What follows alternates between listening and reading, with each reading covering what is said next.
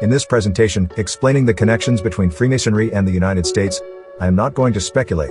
I am also not going to delve into any conspiracy theories, because I do not want anyone look for a reason to reject this information. I am sure that there will be people who see this presentation and do some mental gymnastics to look for any excuse possible to deny these uncomfortable facts.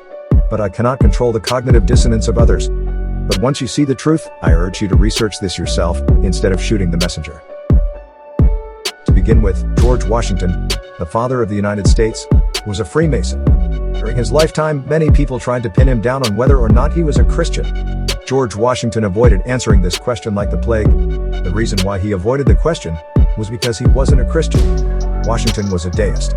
He believed in a supreme being, but not the God of the Bible, in the way we know it. That is putting it politely. His views were probably similar to those of Thomas Jefferson, who wrote his own Bible, which omitted many of the books of the Bible that we know. Again, this is just scratching the surface. Freemasonry is connected to, in one or another, almost every major cult in America. For example, Joseph Smith, the founder of the Mormon religion, was a Freemason. And Mormons have an almost religious view of America.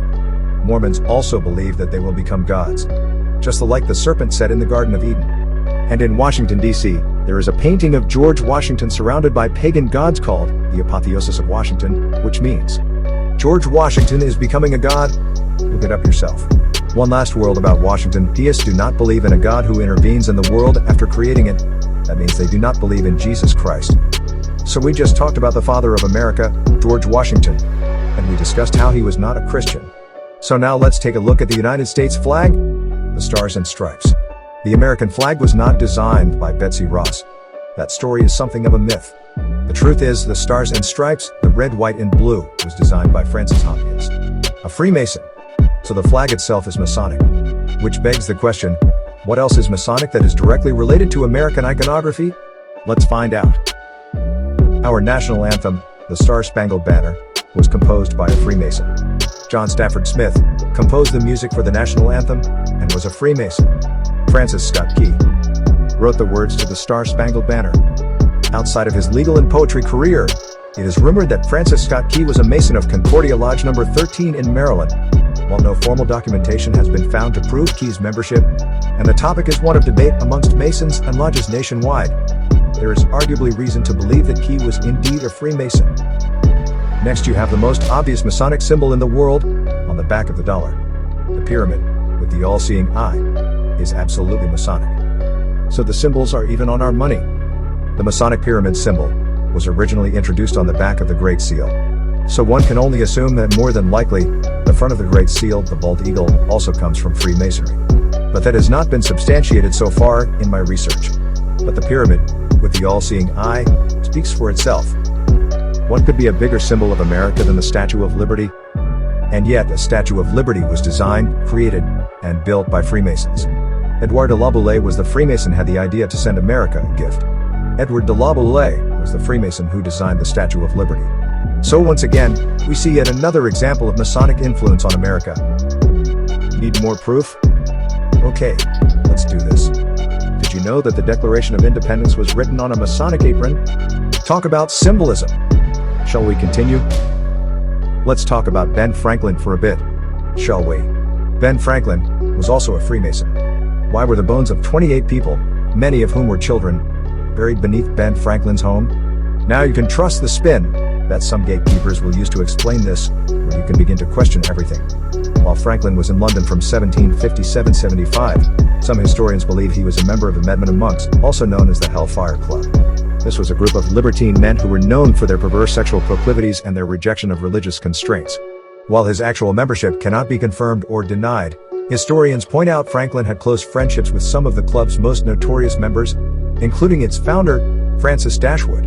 The Hellfire Club that Ben Franklin attended used the motto "Do as thou wilt," which was later made famous by the satanic witch, Aleister Crowley.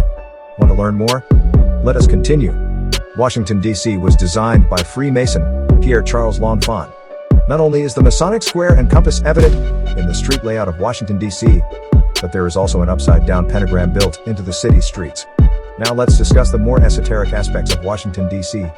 The city was built between Maryland and Virginia, which is symbolic of the Virgin Mary, but not in a holy way, but in an occult way which links her to the Egyptian goddess, Isis, the mother of Osiris. If you look at the myth of Osiris, he was chopped up into 14 pieces. The 14th piece was the phallus. So the 13 colonies were the body parts, and Washington, D.C. is the 14th body part, otherwise known as the phallus, as symbolized by the Washington Monument obelisk. Still need more information? Let's keep going. Let's take a look at the Pledge of Allegiance, shall we? The original Pledge of Allegiance was written by Francis Bellamy, who was of course, a Freemason. So all this time, regardless of what you were told, you were taking a Masonic pledge. The centuries-old tradition of wearing these funny-looking hats at graduation originated in the Middle-Aged stonemason apprenticeship schools of Europe. This old tradition occurred when the stonemason apprentice graduated to the degree level of Master Mason. A stonemason's mortarboard is a flat piece of wood, measuring about 24 inches square. It is usually placed on a stand on the scaffolding, near the wall being built. The mortarboard held the wet mortar, until the stone setter applied it to the stones with the mason's trowel. The setter then placed the mortared stone into the wall. After the mortar dried around the stone, a strong solid wall was formed. A skull cap was a brimless cloth cap typically worn in the ancient stonemason's day. Taken together, the mortarboard and skull cap look exactly like a modern graduation cap. Today's graduation caps are even called mortarboard hats. So the graduation ceremony is derived from Freemasonry. Well, we have talked quite a bit about American iconography and symbolism, and how it is derived from Freemasonry. What about America's pastime? Shall we look into baseball? Yes, let's talk about America's game. Surely nothing can be more innocent than baseball, right? Well, let's take a look at the supposed father of baseball, Abner Doubleday.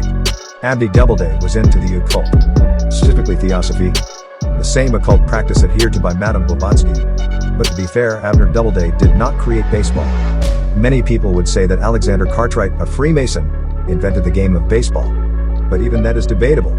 So let's just observe Masonic aspects of the game itself.